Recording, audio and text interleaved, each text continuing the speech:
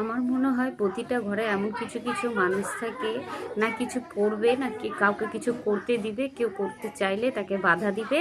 আচ্ছা, নানান রকমের ভয় দেখানো হবে যে এটা সেটা এটসেট্রা, কত কি ভয় দেখানোর কথা। মানে দেখছি যখন এতদিন হচ্ছে একটা কাজের উপরে, যেই কাজটা সাকসেস হচ্ছে না, তার মানে সেই কাজটা থেকে আমাদেরকে সরে যেতে হবে বা অন্য প্রসেসে করতে হবে।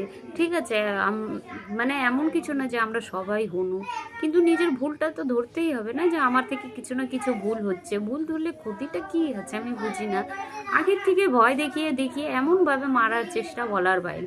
তারপরে কোনো একটা কাজ শুরু করলে হতে পারে কোনো ভুল হয়েছে, মানে ভালো রেজাল্ট আসেনি, সেটা কেন কেন বলছিলাম না এরকম করিস না, ওরকম করিস না। আরে আফটারঅল ও তো ট্রাই তো করছে, এটা না দেখে ও রেজাল্টের কথা, মানে রেজাল্ট ভালো হওয়াই চাই, এটা কোনো কথা?